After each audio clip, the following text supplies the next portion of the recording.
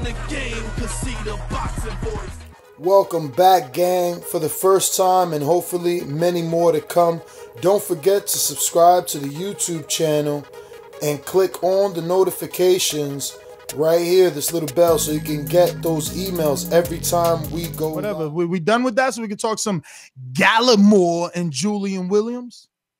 You want to switch to that and work our way to the top of the card? Is that what you want to do? Yeah. I'm down.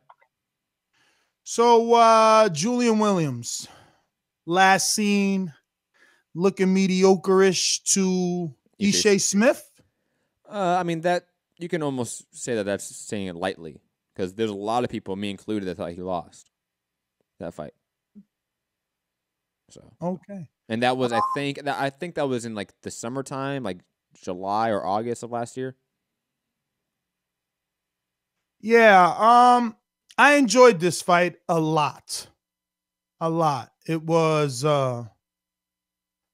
definitely, I think they labeled it a crossroads fight. And it definitely would have sent Julian Williams on a downward spiral, you know. It was a tough fight. Mm-hmm. All these fights went to decision actually yesterday. And this was a tough fight. I don't know if Julian expected this tough of a matchup, but I think Gallimore served his purpose, you know, for any of us that had questions after the Jamal Charlo defeat, you know, and whether or not Julian looked tentative and, you know, how he was going to react taking a punch. Gallimore pushed him. He pushed him a lot. You know, I almost regretted not doing a live fight chat. Luckily, we did not, since it was 12 rounds. I mean, we went to sleep like 2:30 in the morning yesterday. It was ridiculous. That being said, a little bit of tennis, man. What did you think of the Jamaican? Very aggressive, very confident. I'll put it this way. Gallimore. You framed the, you know, your point with about comparing it to the Jamal Charlo and how we questioned J-Rock after that and how maybe we shouldn't question him after this fight, but I don't think that's the case. I think we still saw some major issues in J-Rock's game, his mental game in this fight that has been present in the Ishe Smith fight, in the Jamal Charlo fight, in his career. He does not like to get hit. He is a guy that wants to be in control, that wants to box you at his pace, and the second that is not happening, he becomes uncomfortable. He not gets erratic, but you can tell that he gets uneasy in there. He gets nervous in there. Fortunately for him, Gallimore was not skilled enough, was not efficient enough to capitalize on that. He wasn't able to hit J-Rock really clean with a bunch of shots due to poor punching technique.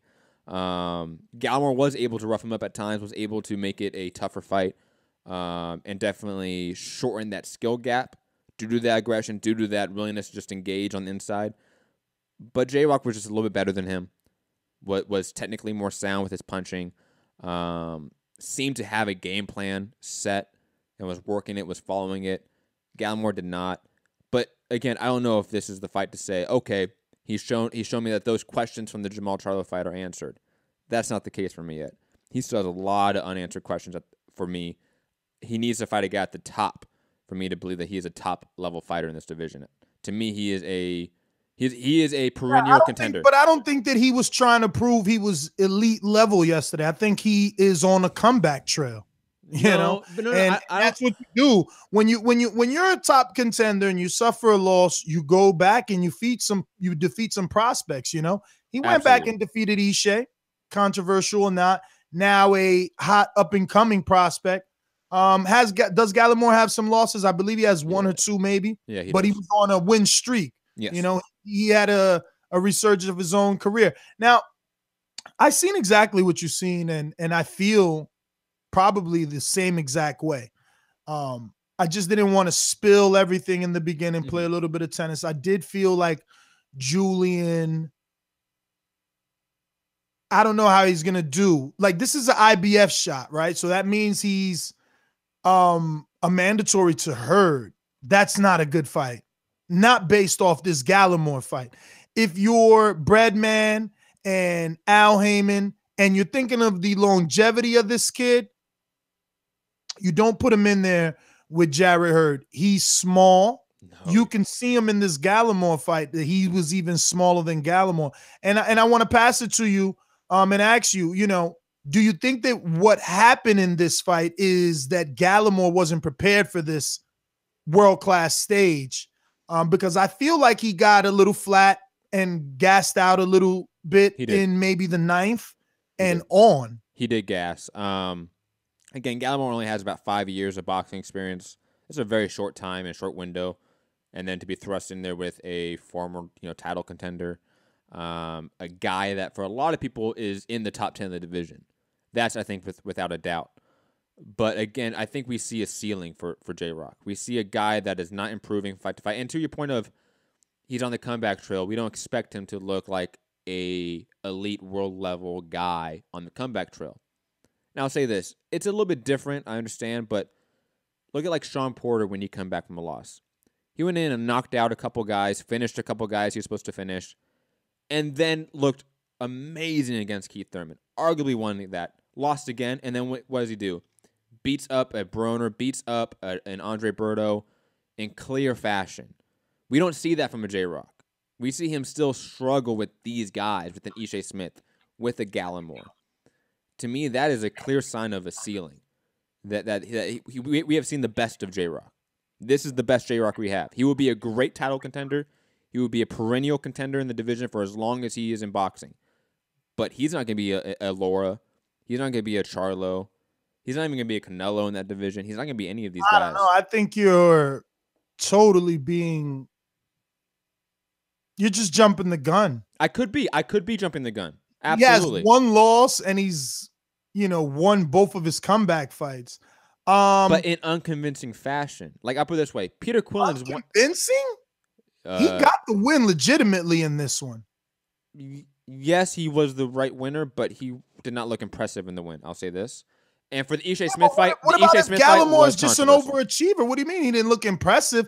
I think he looked impressive based on the opponent. It's not like Gallimore was a pushover. No, but again, if we're comparing it to what that section of boxing fans are calling J-Rock, the people that have always said that he's a champion, that he's one of the best in the division, those people, I don't see that. I don't see that in these fights. Yeah, I don't see a potential champion that's going to reign in the division. I don't see a long reigning champion. I don't know, man. I'm not going to spend too much time saying what J-Rock won't be able to accomplish in his career. That was a good fight. He suffered adversity again, and I know that's probably what has you down and disappointed, but I think that you should see the glass half full. He was able to come out of there. He boxed well early on. I don't know if it was cut from a headbutt or punches, but obviously the blood affected him. I want to say it was a headbutt. I could be wrong. I'll say this. As confident as you sound that J-Rock will not be a champion or the man in the division, however you phrased it. Because he might get a belt, but he won't be the man in the division, is my opinion. Oh, he might get a belt. Like, you act like belts ain't shit. I could name like 10 people who are retired that never were a fucking champion, bro. Yes, and you cannot be a champion and still be better than a guy that was a champion in terms of like legacy. Absolutely. I mean, yeah. I mean, is Charles Martin equally as good of a champion as, let's say, a guy that held a belt for 0 title defenses in the heavyweight division? No. I mean, every champion is different.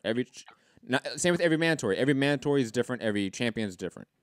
To rate them all the same just because they have a belt. Yes, but it doesn't matter. You use that in a dismissive manner by saying, oh, he might get a belt. Like, everybody gets a belt. Because name the people that can't get a fucking belt. You know what I'm saying? There are people that get belts. It don't matter. We're getting hung up in the weeds. Have a split decision. Here are the score totals. Judge at ringside, Bert Clements scores about 114 to 113 in favor of Erislandy Lara. Judge at ringside. So that was totally the wrong soundbite. I was supposed to be playing the Williams one. And then the fucking Laura played. Yeah, I was like, huh. Side, Patricia Morse-Jarman scores about 114 to 114, even a draw. Overruled by judges Eric Cheek. He scores about 116 to 112. And Max DeLuca scoring about 117 to 110 in favor of the winner by way of majority decision. He is the winner of the IBF Junior Middleweight World Title Eliminator, Julian J. Rock Williams. So Matt, this is kind of on, not really on par. I guess one judge was with you, right? And then two judges seen it very wide. I would have to go back and score it because I did not. There were a lot of close rounds too, in my opinion. Yeah, but I mean 116, 117, those are fucking huge. Those are wide rounds, bro. I mean, 116's what, 8-4, right? So that's only one round of difference from a 7-5, which I think is probably the most reasonable scorecard. But 8-4 isn't completely unreasonable to me. You know, you probably counted J-Rock's defense a little bit more. Probably counted the cleaner shots of J-Rock compared to maybe the inefficient offense of Gallimore. But again, I not to harp on this. I think J-Rock is a guy that's going to be around for a very long time at the top, but he just may not be the guy. Like I think that's a total contradiction of his earlier statement, guys. I think you could be at the top. Let's say like a Lamont Peterson, That was totally an accident. Yeah, I'm like that's not accurate to this. No, that was an accident. Like Lamont Peterson is, I think, a really good example. A guy that could collect a WBA regular belt here and there. Yeah, but regulars, come on, let's be honest. Like Floyd has embarrassed people when he wants to, right? Mm-hmm. And he wants to be technical. He'll tell you, yo, that was an interim title. That was a regular title. You ain't no real champion. Like he ain't got no problem telling them that, and we shouldn't either, because the interim is a route to full title. Yeah, and my point is, like, it's okay to be a guy that's like top 7 in the world a majority of your career. Like, you will make a hell of a living doing that in this game. Well, you didn't sound that way when you said, oh, he might just win a belt. Well, yeah, because you interpret it as this really disrespectful way of talking about. Like, when I talk about a guy being a gatekeeper, I know you don't like that term, Ness, but I don't use it as a negative term. I mean, you heard Paulie on the telecast, right? He was like, he said journeyman. Don't call him a journeyman. I don't know, right away, because it's a disrespectful term. But again, gatekeeper and journeyman are two different things, so let's get that clear. They are different things, but we're getting caught in the weeds. We gave the scores. You obviously are right because a judge kind of seen it in your favor. What it was, 113-114 or 114-114? I think it was a draw. Wasn't there a draw scorecard of 114-114? Yeah, it might be 114-114, the first one. So that's right on par, kind of with you. I think J-Rock won the fight. He should have won. 114-114. Yep. That's even. Wow. So that's not really with you. That's kind of like, if anything, that is closer to you though, right? Because you said he didn't look good. So that means that judge seen it that way as well. You can still be the consensus winner and just not look good in a fight. I mean, those two things have nothing to do with each other. I mean, I just don't think that he didn't look well. See, I like boxers. I think he put his shots together well, but there's plenty of other stuff to talk about and plenty of other people who didn't look well. I'll put it this way. Hold on. Very quickly. J-Rock against a guy like Saddam Ali. That to me is a close fight. For everyone thinking that Saddam Ali is easy picking, that he's a Charles Martin of his division, I think Saddam Ali would give J-Rock a really good fight. I don't know, because I think that Saddam Ali is a natural 147-pounder. He's smaller. I was just saying how J-Rock is small and Hurd would be the wrong choice. Absolutely. See, Saddam Ali would be the perfect choice because he would be the naturally bigger man. Agreed. But that being said, we're going to the co-main event. Fight of the night. James DeGale taking on Caleb Truax for the IBF Super Middleweight Championship. A lot of super middleweights in attendance. David Benavidez, former super middleweight WBC champion Badu Jack.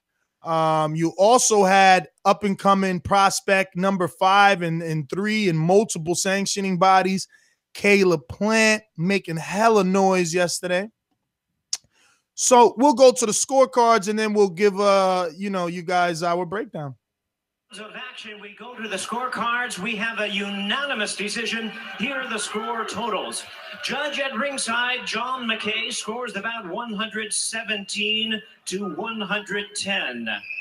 Judges Don Trella and Robert Hoyle both scored about 114 to 113. All three in favor of the winner.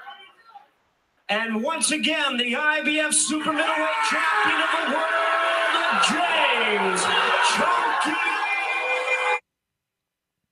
So, Ness, Did you like it? So did you think Chunky pulled it off? I mean, unanimous. I don't know if I was influenced by the blood, but just to keep it short, I felt like Truax was making a fight. He had DeGale on the back foot against the ropes all night. He had him in an uncomfortable situation. And, you know, he didn't give DeGale, in my opinion, any opportunity to really look dominant or dominate. If he won any rounds anyone is giving him, you know, it was because he's the better fighter. But I don't feel he established any dominance at all. I don't feel like either guy established any dominance. Like, unfortunately, my opinion about this fight is I almost don't care. Like, it was that ugly of a fight. Like, it was just uneventful. It seemed like James DeGale was just still not comfortable in there. Still seems like he has some PTSD from Badu Jack or something. And then Caleb Truax came in there looking like he was the hometown fighter. And that bothered me. That he came in there looking like he could just coast through a victory and win on points. When in the first fight, he came in there as a dog. He came in there throwing combinations, attacking the body, and being aggressive. That was all gone in this fight. So I'm not going to sit here and complain about James DeGale getting a win that he probably shouldn't have gotten when Caleb Truax really did not try to put on the same performance he did last time. The winning performance he had. He did, 10% of that effort, it felt like. Again, it was a headbutt fest. The memes on Twitter and IG were hilarious. Shout out to all of you super creative people out there creating memes. But I don't care. To me, and like you said, all the super middleweights around the ring watching it looked like every top dog in the division was looking for some easy food. That's the sense I got from it. And we have James DeGale back as a champion, and I think he looked horrendous in this fight. I think he's going to look bad against Benavidez, bad against Caleb Plant. I think, again, it's one of those fights that really did not matter for the division because I think we all sense that title's easy picking, and it was just a bad fight all around. Like, I forget who was in our group chat, Ness, saying like, oh, I didn't see the fight. I'm like, don't watch it. You're good. You don't need to see it. This is a fight that you never need to watch if you missed it. If you DVR'd this, skip this fight, go to the main event. The main event's amazing. Fight of the night, potential fight of the year. Just go to that. You can skip James DeGale, Caleb Truax any time of the week. Yo, I used to be so high on DeGale. Oh, me too. Like, I thought he was the best super middleweight in the world. I thought he got robbed versus Groves when they first fought. The only time that they fought. I thought he got robbed. Mm-hmm. Oh my God, the Texan. DeGale versus Groves should happen for a Crossroad unification match.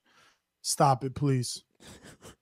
Please don't allow either of those men. Not even Groves. Groves doesn't even deserve to be in this conversation. He at least beat took Chris care Eubank. of Chris Eubank in, impressive fashion. He should not be mentioned with DeGale and the route that DeGale should choose to go. DeGale is in a bit of a rock and a hard place right now. I don't know if you're Al Heyman. Can you afford to give DeGale some sort of hometown tune-up when he fucked that up? Yeah, you can't do that. That's what Truax was. You can't do that again. He lost it. Truax took this title from him on Box Nation in the UK. Now, yesterday, again, I hit the emergency brake and got off the James DeGale bandwagon. Train, locomotive, whatever. I got off because, Daniel Jacobs is 160-pounder, and while we think he's talented, and he is, we know he's one of the best at 160. Bro, he knocked out Truax in 10 rounds. And it didn't look anything like this. This is 2 fights now that DeGale looks like this versus Truax, man. It's just like, bro, he asked himself, if I fought at the top of the division, but if I can't beat Truax, I don't need to be here. But let's rethink this. I mean, wasn't his fight with Lucian Boutte a draw or somebody? Didn't he have a draw in DC as well? No, that was Badu Jack, I believe. Oh, shit. And that was when Lucian Boutte popped, I believe, as well. So that's one of those, like, eh. Who else DeGale lost to? No one. Just Well, Truax? he had the close fight with Porky Medina. Was that a draw? Lost to Groves too, though. I forgot that. But more Medina? Oh yeah. Because that's the one that Caleb Plant talks about a lot. Listen, the bottom line is I don't know what they're gonna do with him. You know, you were talking about Julian Williams. Now you see, this is a guy. Look, he's a 2-time champion, but you are not even recommending people watch his fight, and you're also saying a prospect 16-0 in Caleb Plant will handle an Olympian gold medalist, 2-time champion. Here's what you do if you're James DeGale. You look for a Triple G fight. That is your money fight. That's the closest thing you're ever going to get to a money fight, a cash out fight, is Triple G. You know, if I'm James DeGale, maybe I'm. What about? Hold on. Cash out money fight. Cash out. You use the word cash out. Casual fans, cash out usually means you or the promoter have come to an agreement that this business can no longer continue, so we're going to try and make the most money possible on this last endeavor. That being said, Gilberto Ramirez, make Al Heyman contact Bob, sell your title to the Mexican. He's the bigger draw at 68. What's more money? Benavidez, I know they got their own Mexican in Benavidez, Matt, but he's not a draw. He's no one yet. He's just a young champion. Agreed. That would be like. I don't mean he's no one in a derogatory way or anything like that. Drawing power. He's not a draw in any sense of the word. That is absolutely true. What's more money, Ramirez or Triple G? Or if you're James DeGale. The problem is, can you get Triple G? Can you get Triple G? I mean, Triple G fought Al Heyman fighters in the past, hasn't he? No, not because of the Al. Oh, okay. More because Triple G's already on another level. He's got two, 3 pay-per-views under his belt. Like, you know what I'm saying? Like he's kind of the business now, and he's looking for big business. Is James DeGale looking as mediocre as he is big business in the UK? No, but it's a title. It's an easy belt at 168. That's why if you're Triple G, you might consider, because Gilberto Ramirez, David Benavidez, those are tough fights to get titles at 168. All right, but remember that Chris Eubank Jr., for our casual fan listeners out there, he and Gennady, right, both had television deals, right? Chris, when obviously he was negotiating with Triple G, he was under giving us the assumption that it could have been on IFTV, whatever that thing is that was out there, or IVTV, whatever. I don't know. I'm probably saying it wrong. And then, you mean ITV? Obviously Eddie has Sky. So it's a little different. Who's DeGale got? Frank Warren out there is who he does UK business with. And again, before you cut me off, Eddie has said on multiple interviews, like, I love DeGale, and he made a great financial decision signing with Al, but no one knows him. He made money, but no one knows him. I see it in the YouTube Obviously, chat. Eddie's always throwing someone under the bus if you ain't signed with him. That's true. I see in the YouTube chat, and you mentioned at the very top of this discussion was George Groves. That might be the biggest money fight still, is George Groves and UK clash. Because of the history, I guess. Because of history, can probably sell out 20 to 30,000 seats. It may be pay-per-view, and it may do decent numbers. They're both at least on the same age bracket, right? They're both crowning for sure. They're both losing that hair at the top. And it's a unification, potentially, if George Groves beats Callum Smith in the World Boxing Super Series. It's a unification fight at 168. It could do big money in the UK. And we've seen this now, that the UK can produce big checks over there on their own without US dollars or fighters at all. So shout out to Leonard Sterling coming through on the live chat. He said Ustatagi will be next, TBV. Oh my God, no. He's interim champion. I reckon it will. I guess he meant he will fight Ustatagi or drop the belt. Ustatagi would murder him. Yeah, I think but that's actually a good fight. See, I don't mind that. If Al makes him do that, I'm okay. It don't gotta be Benavidez, but if you're DeGale, you hate Heyman if he makes that fight. No, Ustatagi is just as tough as Benavidez and Ramirez without the belt, without the money. I mean, come on. Yeah, but it's a mandatory. He's the interim. But I think that's wrong anyway, because I thought Ustadegi won a belt and it was like a WBC version when he just beat Darrell, right? No, it was IBF interim. But the IBF and their interim like regulations are confusing to say the least. It's not mandatory. It's not the same thing. If you guys are on this new channel, you're obviously super fans of the show, and we love you for that. And I'm going to assume that you haven't hit the thumbs up because you're on some television or something, is what people like to tell me these days. Or maybe. OMG, I am so excited. Maybe they're just too excited. They forgot to press the like button. Like, oh my God, TBV. I just saw the link on the Boxing Voice YouTube channel that they have a live show here on YouTube. Oh my God. And they forgot to hit the like button. It's okay. Just go hit that like button. Hit the subscribe button. Share the show. Because we back. Facebook stream is down, by the way, so it doesn't matter. I don't know. It just went down. Boom. Yeah. Dropping that ball. Yeah. So I guess next topic is Floyd Mayweather. Right? No, actually, let's finish up the DeGale, right? We got DeGale. We didn't even go to the main event yet. So we didn't even go to the main event. I'm wilding, so let's just go there to the main event. Yeah. A split decision. Here are the score totals. Judge at ringside, Bert Clements scores about 114 to 113 in favor of Erislandy Lara. Judge at ringside, Glenn Feldman sees it 114 to 113 in favor of Jarrett Hurd. And judge at ringside, Dave Moretti sees it 114 to 113 in favor of the winner.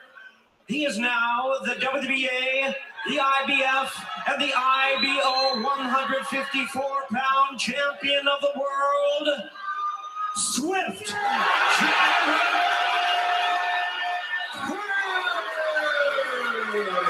Yo, those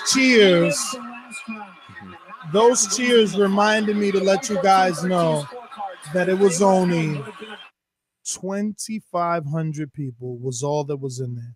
Those cheers reminded me to tell you that because for the life of me, I couldn't understand. I said, damn, how many people did Hurd bring with him? And then I got the email, obviously, from, Mayweather Promotions, keeping me up on everything. And it was only 20. I'm going to give you the exact number.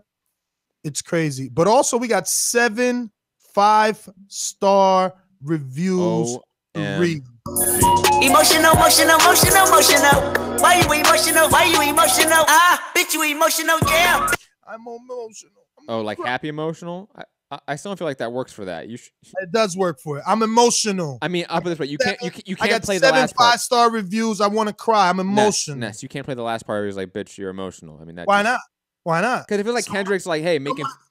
Okay, my co-host is saying, yo, you acting like a bitch. You being emotional. And I'm like, it's okay. Real men cry, okay. See, so it works, Matt. It works. Sure, you are just a hater. That's all. Sure. You hate everything. So I was going to go because we needed to give you guys check these punch stats out too. That's another thing we need to bring up.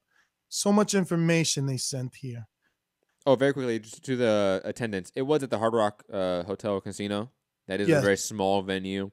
It was but it doesn't matter. Like, I mean, that's not an excuse because you had a lot of name power, right? And that goes to show our casual fans out there how small boxing is, right? Because we consider Julian Williams a name in the division already. Lara, a name. Jarrett Hurd, a name. DeGale, for sure, a name. Truax, at the very least, even if he's not considered a name, we know him. He's been in there with a bunch of common opponents. Like, I don't know why they thought they could only sell 2,500 tickets. Like, can they sell more with all those fucking names? Well, it depends how much the tickets were. I mean, if this was a high roller event, because remember they had to pay out all these guys' purse. Erislandy Lara got $1 million. Hurd got 500,000. Caleb Truax and DeGale. So what are you trying to tell me here? What are you trying to tell me though? Like, how many people paid how much for 2,570? I have no idea. I'm not a math major. No, because you're saying high roller tickets. How much are these tickets, high roller? I don't know. I didn't look up the ticket prices, but I'm saying they must have had to increase the ticket prices. Give me a hypothetical ticket price in your mind to make this ridiculous scenario work. You got at least 4 strong names. You tell me you can't find at least a 4,000 seat arena? I mean, look, Bob Arum does lesser names in Madison Square Garden Theater. Okay, Lomachenko, he fought Jason Sosa at the MGM Grand Harbor and did more than this 2,500. Like you could have put, if you're gonna, matter of fact, wait a minute. I know it's not tennis. I know. I have to say this.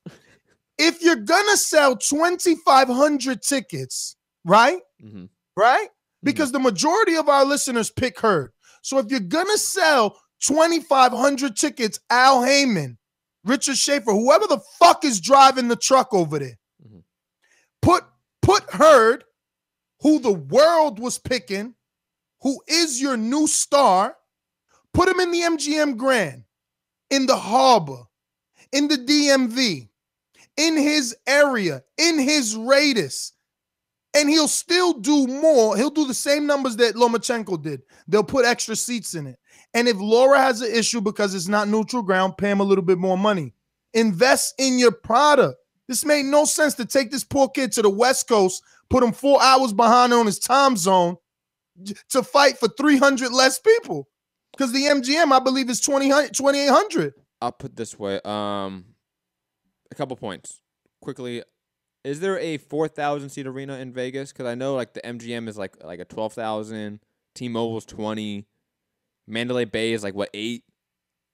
What 10? They have that new casino. What is that casino? It's in 2000 and maybe the year of Pacquiao fight. The year Pacquiao fought, the Friday night fights were there.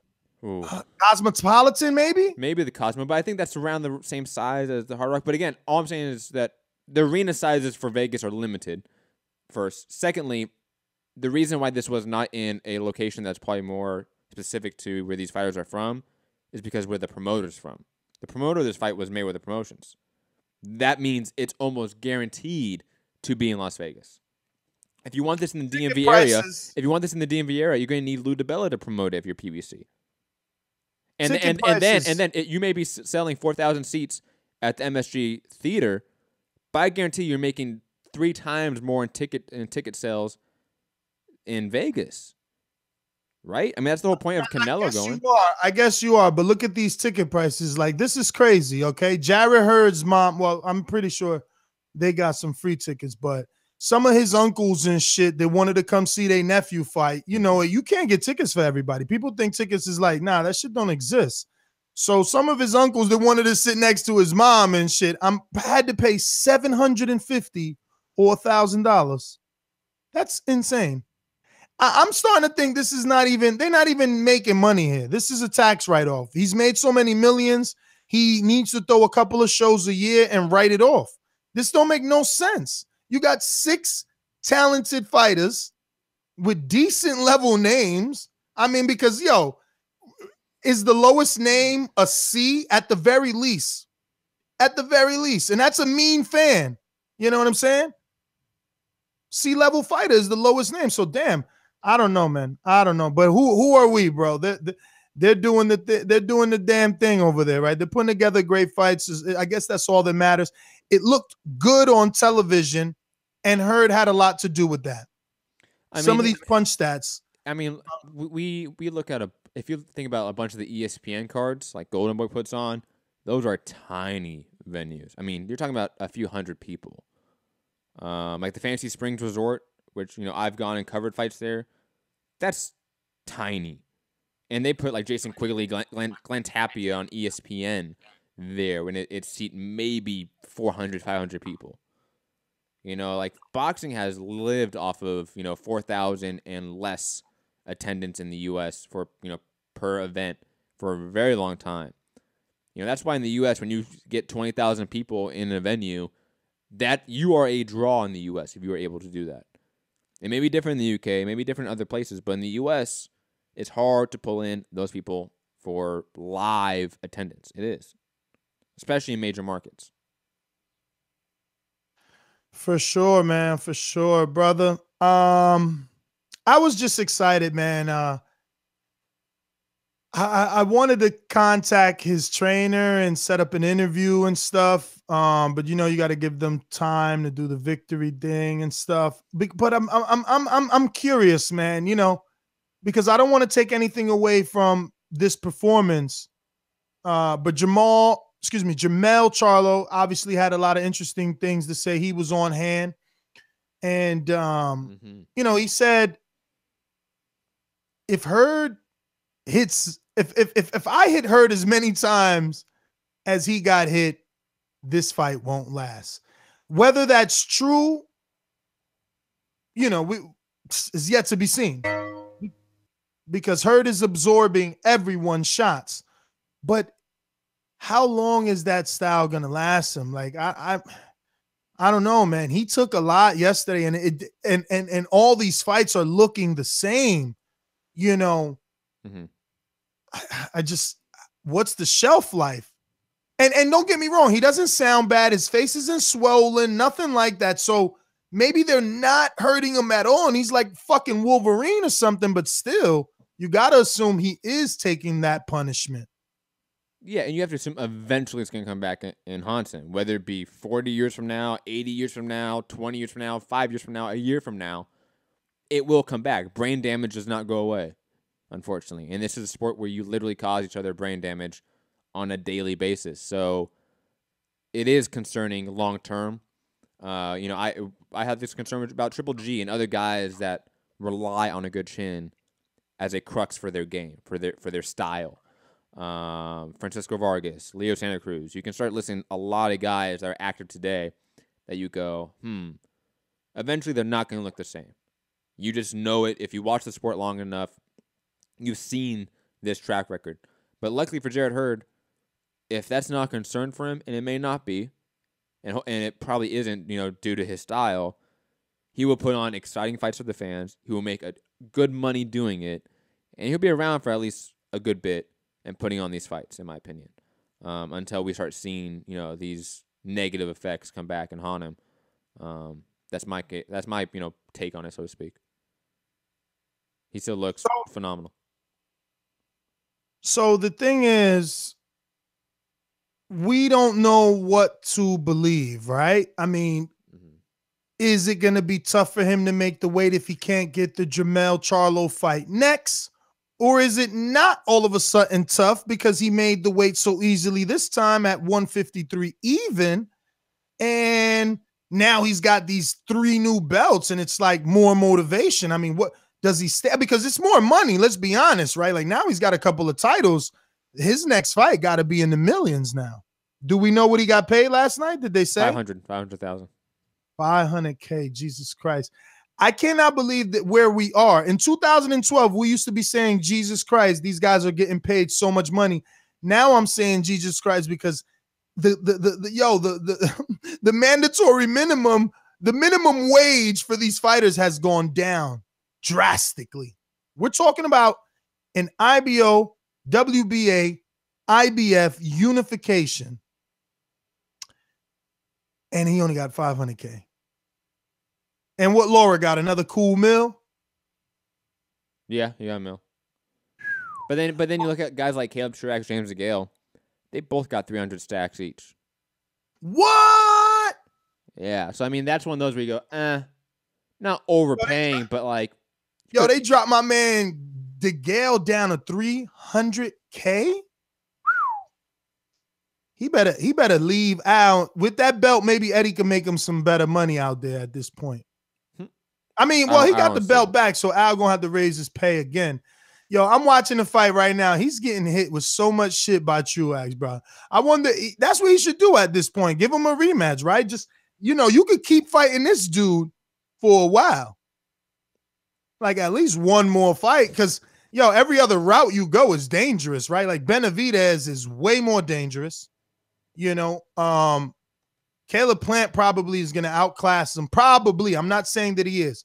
You know, probably. Maybe, who knows? Maybe DeGale shocks him and shows that Plant wasn't ready. But you got to assume that, you know, Gilberto is just too many punches for him. Too many punches, too much activity. Big guy, tall, rangy. I mean, what top guy you got this guy beating? Moving forward, like, you know, next fight. I mean, like we said, because if he doesn't do his Tatsuki, then what? I mean, could he even beat like a Chris Eubank? Yo, and you know, he's always had so much negative comments about that fight. Like, he said he would never fight. He would never have that fight. Remember when Eubank had this IBO, he said he would not unify because that's not a belt. Like, but, you know, because of that, the hateful talk, and because of Eubank's, you know, vulnerability, maybe he takes it. But watching Truax do this, imagine the machine gun punches of Chris Eubank.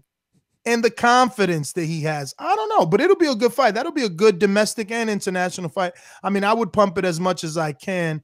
I know that not many, you know, not many people know those guys out here in the U.S., but whatever. You want to move on, or you got anything else on the Showtime card? You want to bring up maybe your boy Sergio Mora? I see. Was that a draw, or did he get the win? Yo, I have no idea. That wasn't televised. I seen you asking about it. I mean, I received quotes on it, and for the life of me, I can't tell you did he win or not, bro. Wait, hold on. BoxRec doesn't have like an official. Yeah, you can check BoxRec. I was just saying from the quotes they sent me yesterday. Yo, that'd be hilarious. Like even BoxRec has like no idea. They have like this emoji, like the guy that holding his hands up. Like I have no fucking idea what happened. My final thoughts on just Jarrett Hurd, Erislandy Lara. A great fight. Jarrett Hurd is a guy that is going to put on fantastic fights. I think he's probably going to be a guy that is a champion multiple times throughout his career. May not be long reigning due to his style. He will probably lose fights here and there. But the guy is going to put on fight of the year contenders year after year, in my opinion. Jermell Charlo versus Jarrett Hurd is a fantastic fight and one of the best pure fights you can make in boxing right now. So I'm just hyped to see if that happens next. But yeah, that's my final thought on the card. I told Bruce to put money on Mora. Mora won by unanimous decision. But check these quotes out. If you didn't watch the fight and you only read these quotes, look. Mora versus Angulo, flash quotes. Sergio Mora, and I quote, "I landed the better, cleaner punches and controlled the fight. My punches were more effective. I was the aggressor. I thought it was unanimous, and I won by 1 or 2 rounds. He never hurt me. But I felt my power hurt him 2 different times. It was a close fight, but it was the right decision for me. For sure, I thought I won. Angulo, I thought I clearly won. Mora was going backwards so much, and I would come forward. The problem here was the judges." Oh, shit. I guess I didn't read that. That obviously tells you Angulo lost.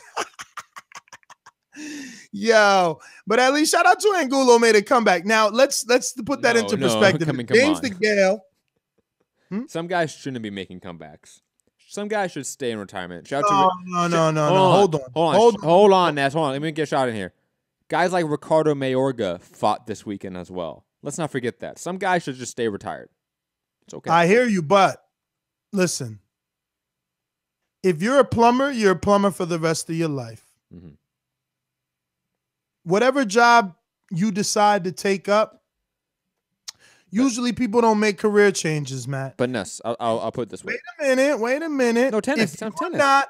If you're not like super successful, how do you change your career at this point in your life, bro? I'll answer your metaphor with another metaphor, using the plumber metaphor. Because plumbers work with their hands, right? Imagine if a plumber all of a sudden develops severe arthritis, can no longer work with their hands.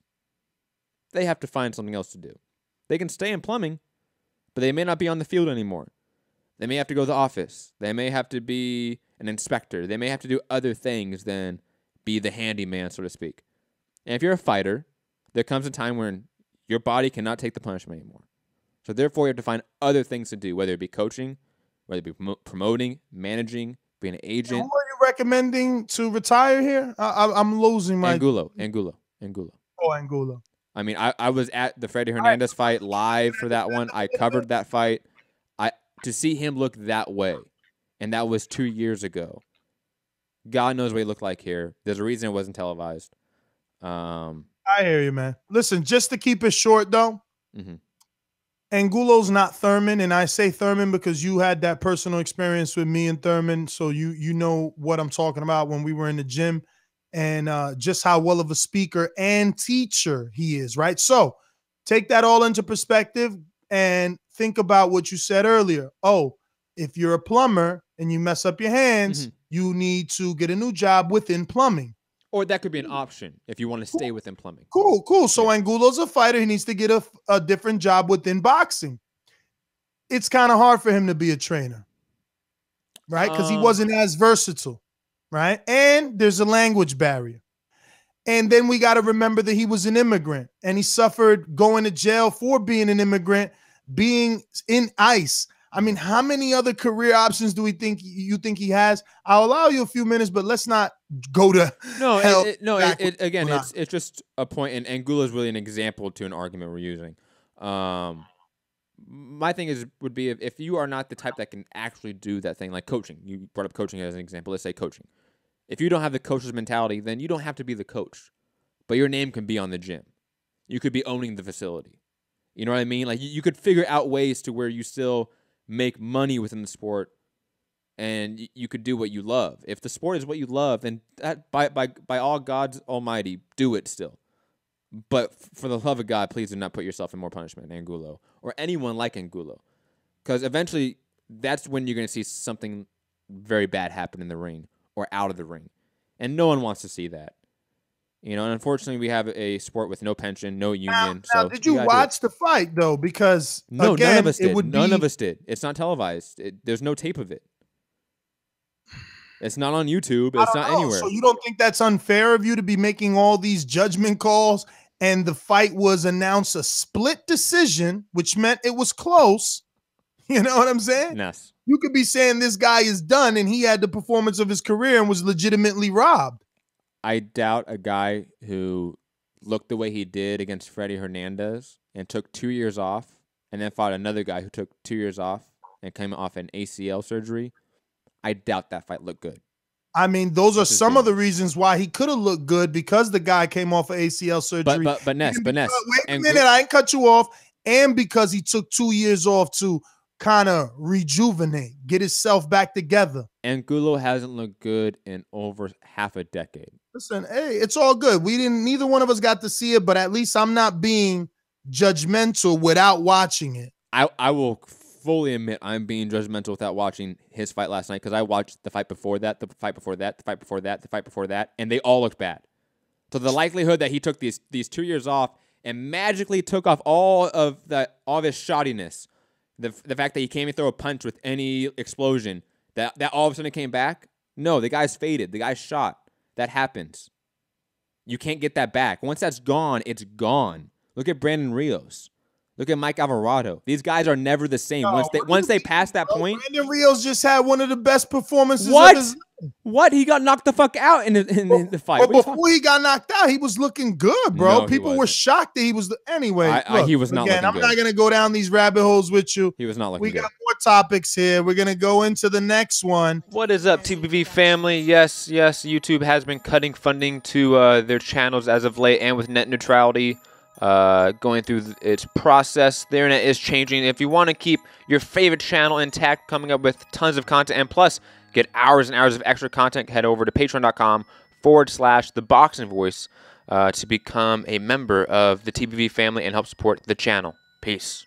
No other sight in the game could see the boxing voice.